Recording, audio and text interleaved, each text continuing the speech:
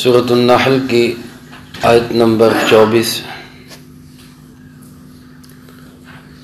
الحمدللہ وکفی والسلام علی عبادہ الذین اصطفی، خصوصا علی سید الرسل وخاتم الانبیاء وعلی آلہ واصحابہ الاتقیاء، اما بعد فاعوذ باللہ من الشیطان الرجیم، بسم اللہ الرحمن الرحیم۔ وَإِذَا قِيلَ لَهُم مَّاذَا أَنزَلَ رَبُّكُمْ قَالُوا أَسَاطِيرُ الْأَوَّلِينَ لِيَحْمِلُوا أَوْزَارَهُمْ كَامِلَةً يَوْمَ الْقِيَامَةِ وَمِنْ أَوْزَارِ الَّذِينَ يُضِلُّونَهُمْ بِغَيْرِ عِلْمٍ أَلَا سَاءَ مَا يَزِرُونَ۔ وَإِذَا قِيلَ لَهُمْ، اور جب ان لوگوں سے کہا جاتا ہے ماذا انزل ربکم، کیا چیز نازل کی تمہارے پروردگار نے، قالوا اساطیر الاولین، تو یہ لوگ کہتے ہیں پہلوں کے قصے کہانیاں ہیں، لیحملوا اوزارہم کاملہ، تاکہ یہ لوگ اٹھائیں اپنے بوجھ مکمل، یوم القیامہ، قیامت کے دن، وَمِنْ أَوْزَارِ الَّذِينَ يُضِلُّونَهُمْ بِغَيْرِ عِلْمٍ، اور ان لوگوں کے بوجھ بھی جن کو یہ گمراہ کرتے ہیں بغیر علم کے، أَلَا سَاءَ مَا يَزِرُونَ، غور سے سنو بہت برا وزن ہے جو یہ لوگ اٹھائیں گے۔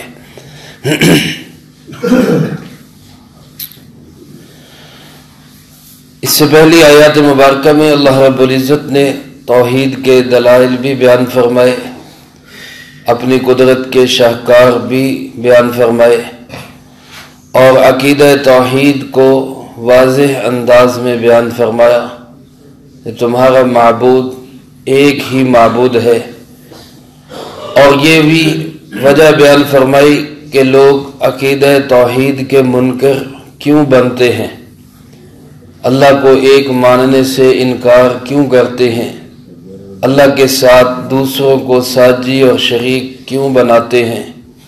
اللہ پاک نے اس کی وجہ یہ بیان فرمائی کہ یہ لوگ آخرت پہ ایمان نہیں رکھتے۔ جس شخص کا آخرت پہ ایمان ہوگا اس کا توحید پر بھی ایمان ہوگا۔ گویا عقیدہ آخرت اور عقیدہ توحید یہ دونوں آپس میں جڑے ہوئے ہیں۔ اگر ایک بندے کو یقین ہو کہ میں نے اللہ کے سامنے پیش ہونا ہے، اپنے ہر عمل، ہر فکر، ہر نظریے، ہر سوچ کا میں نے وہاں جواب دینا ہے، تو پھر کوئی بھی بندہ توحید کے سوا کوئی نظریہ اپنا ہی نہیں سکتا۔ آج دیکھیں بہت سارے لوگ جو شرک میں مبتلا ہو جاتے ہیں، وہ اسی وجہ سے مبتلا ہو جاتے ہیں کہ وہ سمجھتے ہیں کہ اللہ کے سوا کوئی اور ہمیں بچا لے گا، کوئی اور ہماری جان چھڑا دے گا۔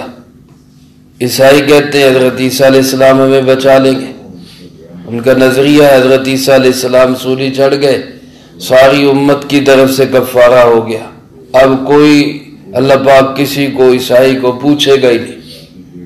اور یہودیوں کا نظریہ ہے حضرت ابراہیم علیہ السلام جو ہیں وہ پل صراط پہ کھڑے ہوں گے اور ہر ختنہ کرنے والے یہودی کو پکڑ کے جنت میں لے جائیں گے، لہذا ہمیں ڈرنے کی گھبرانے کی ضرورت ہی نہیں۔ اور کہیں وہ کہتے لن تمسنا النار الا ایاما معدودہ، کہ اول تو ہم جہنم کی آگ میں جائیں گے ہی نہیں، اور اگر کبھی جانا بھی پڑا تو چند دن کے لیے بس جانا پڑے گا، اس کے علاوہ کچھ نہیں۔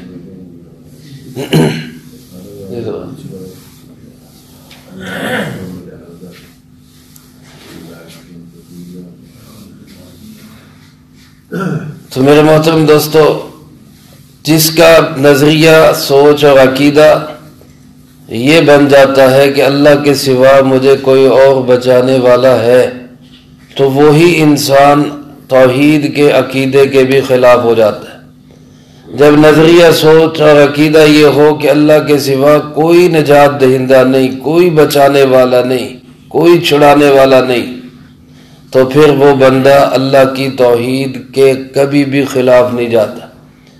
آج ہمارے بہت سارے مسلمانوں کا ذہن بھی یہ بن گیا کہ بس ہم نے کلمہ پڑھ لیا، ایمان لے آئے، جناب محمد کریم صلی اللہ علیہ وسلم کو مان لیا، اب ہم تو بخشے بخشائے ہیں، جو مرضی کرتے رہے، ہم تو جنتی ہیں پکے۔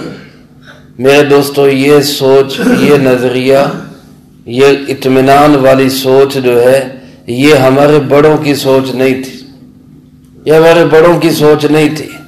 ہمارے بڑے حضرات صحابہ کرام رضی اللہ تعالی مجمعین، جن کو لسان نبوت سے، مبارک زبان سے، جناب نبی پاک صلی اللہ علیہ وسلم کی زبان مبارک سے جنت کی بشارتیں مل چکی تھی، اور ایک دفعہ نہیں، کئی دفعہ جنت کی بشارتیں مل چکی تھی۔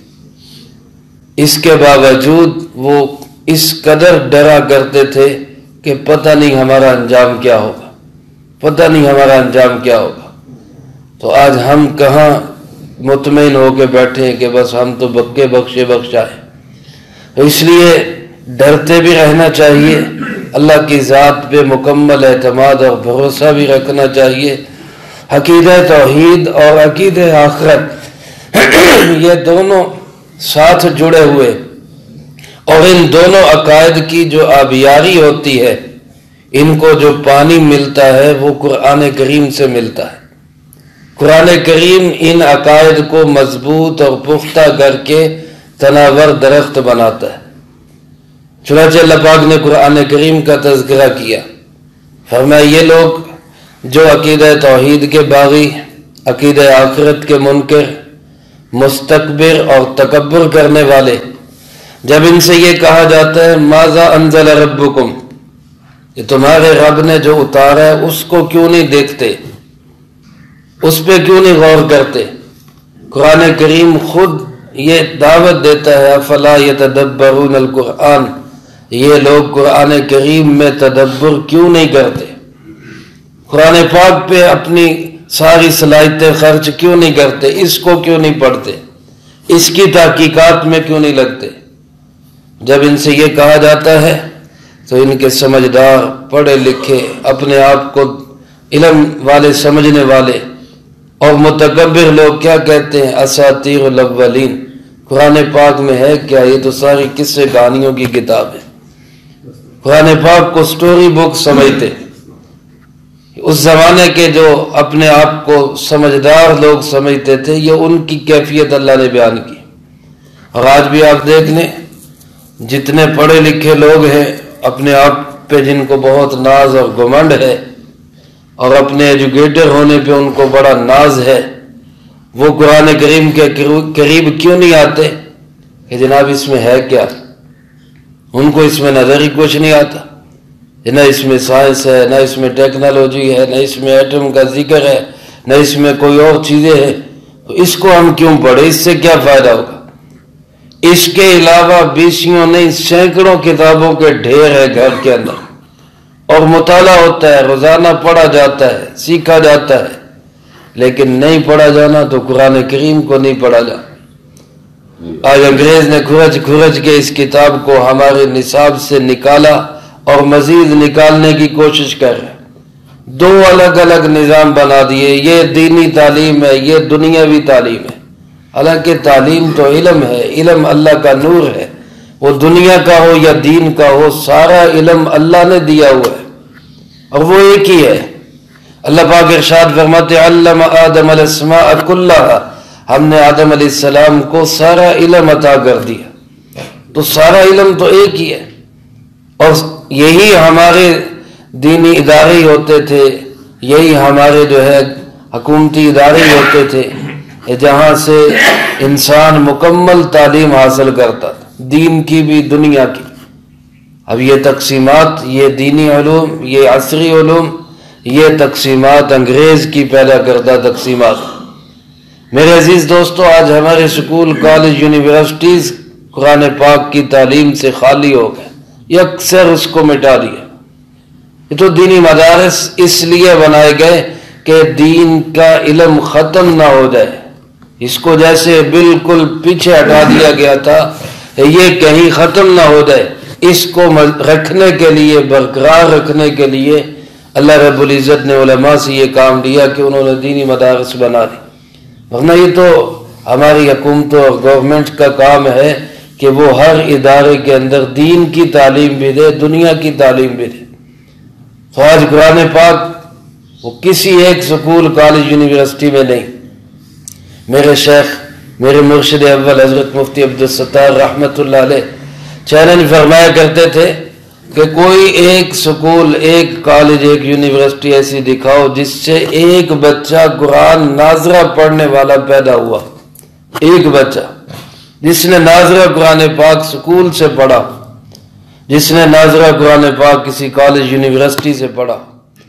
اربوں کا بجٹ ہر سال کھانے والے یہ ادارے ایک ناظرہ خوان بچہ پیدا نہیں کر سکے، اور وہ بچے جس نے بھی ناظرہ پڑھا، جس نے بھی قرآن پاک کی تعلیم حاصل کی، اس نے کسی نہ کسی دینی مدرسے سے ہی حاصل کی، جن پہ گورنمنٹ کا کوئی خرچ نہیں، بلکہ وہ لینا بھی اس کو روا نہیں سمجھتے، وہ اپنی حریت اور آزادی کے خلاف سمجھتے ہیں گورنمنٹ سے امداد کو لینا۔ تو آج قرآن پاک کے ساتھ یہی سلوک آج کا مسلمان کر رہا ہے۔ وہ اس کو یہ سمجھ رہا ہے کہ کس سے کہانیوں کی کتاب ہے، اس میں کیا ہے، سٹوری بک ہے۔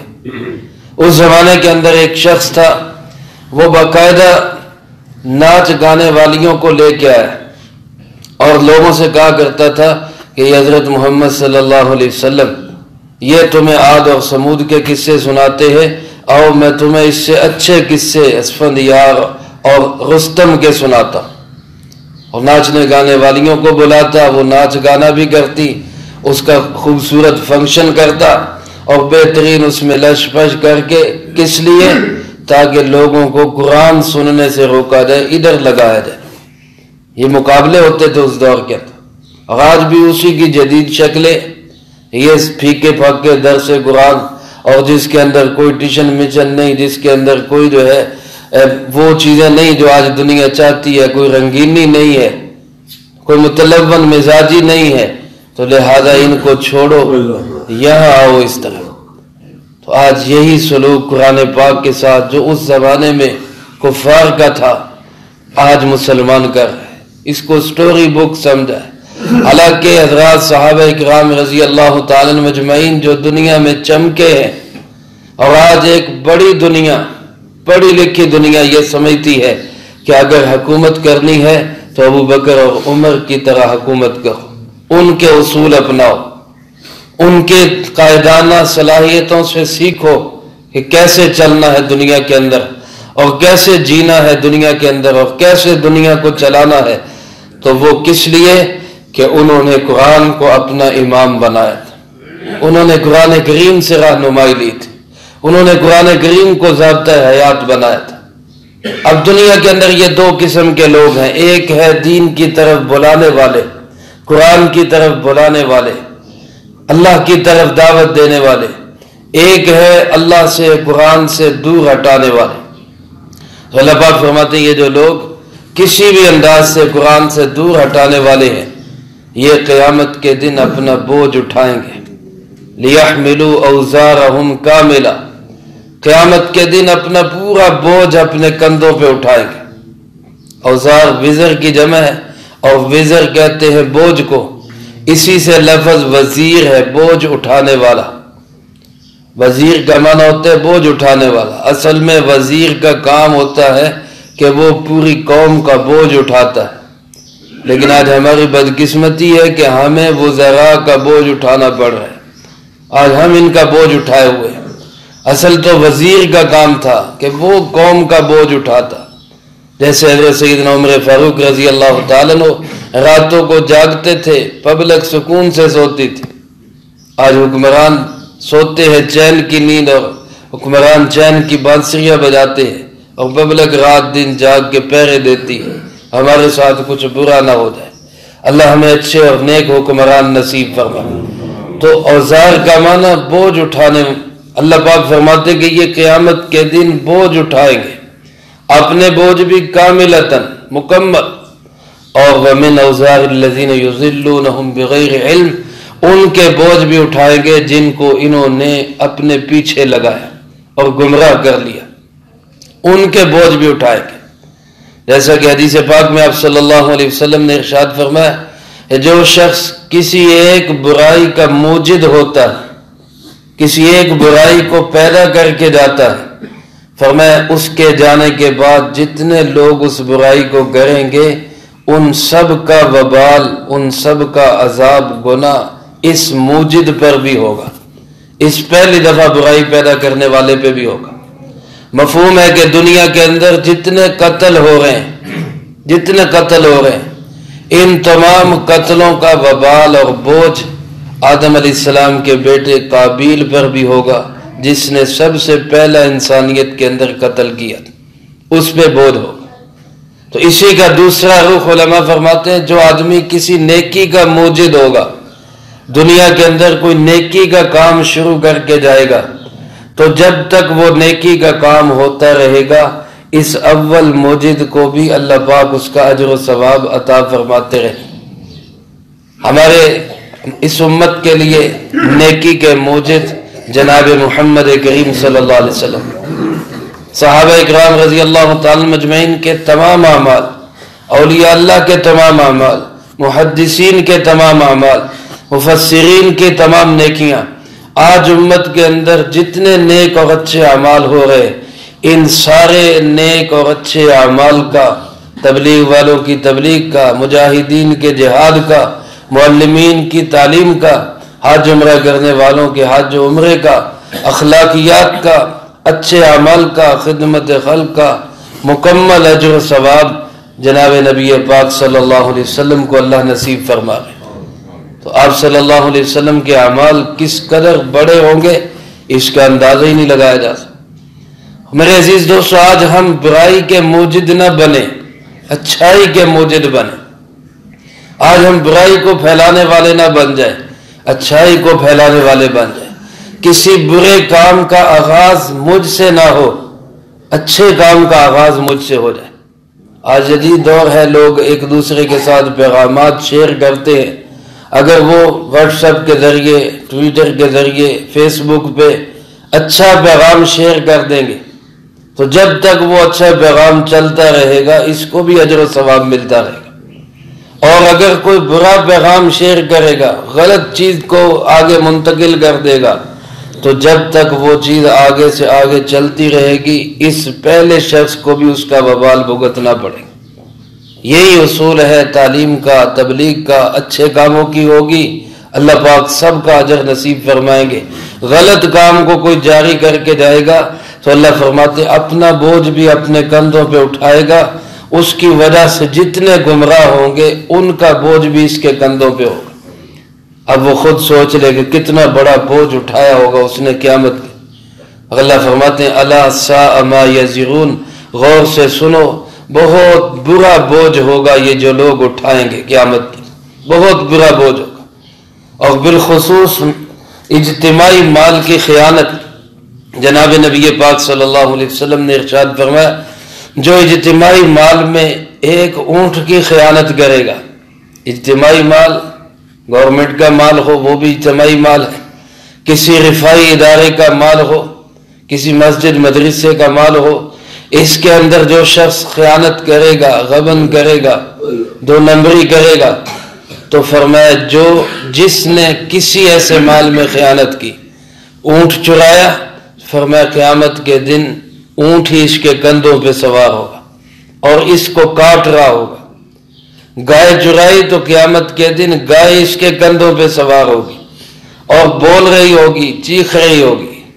اور حدیث پاک میں فرمایا بکری چوری کی تو بکری اس کے کندھوں پہ سوار. آپ علیہ الصلوۃ والسلام کے ساتھیوں میں ایک شخص جو بڑی بے جگری کے ساتھ جہاد میں اپنی ساری توانائیاں خرچ کر رہا تھا اور بڑی بے جگری کے ساتھ لڑ رہا تھا، حتیٰ کہ لڑتے لڑتے کفار کے ہاتھوں شہید ہو گیا. کسی نے کہا کہ یہ شخص تو بڑا بہادر اور پکا جنتی ہے. تو جناب نبی پاک صلی اللہ علیہ وسلم نے فرمایا کہ نہیں، میں دیکھ رہا ہوں کہ اس کے اوپر جہنم کی آگ کی ایک چادر لپٹی ہوئی ہے، یہ اس کے آگ کی چادر کے اندر سزا میں مبتلا ہے. کسی نے پوچھا حضرت اس کی وجہ؟ فرمایا اس نے مال غنیمت میں سے ایک چادر چوری کر لی تھی، ایک چادر چوری کر لی تھی۔ میرے بھائیوں ذرا سوچیں، آج ہماری زندگیوں میں ایسی چیزیں اگر موجود ہیں تو اللہ پاک ہمیں معاف فرمائے، ہمارا اجر کیا ہوگا۔ اللہ ہم سب کو عافیت نصیب فرمائے۔ اس لیے اپنی زندگی دیانت امانت کے اصولوں پر اور قرآن و سنت کے ساتھ جڑے ہوئے، عقیدہ توحید اور آخرت پہ ایمان رکھتے ہوئے، ہر معاملے میں اللہ سے ڈرتے ہوئے گزارنی چاہیے۔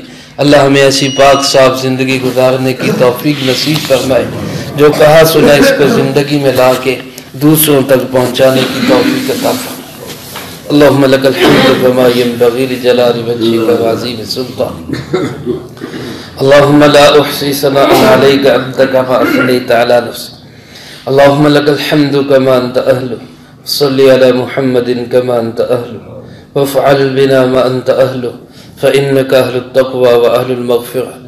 اللہم ربنا ظلمنا انفسنا وإن لم تغفر لنا وترحمنا لنكونن من الخاسرين۔ اللهم ربنا آتنا في الدنيا حسنة وفي الآخرة حسنة وقنا عذاب النار۔ اللهم ربنا هب لنا من أزواجنا وذرياتنا قرة أعين واجعلنا للمتقين إماما۔ اللهم ربنا تقبل منا إنك أنت السميع العليم وتب علينا إنك أنت التواب الرحيم۔ صلى الله على النبي الكريم وعلى آله وأصحابه أجمعين برحمتك يا أرحم۔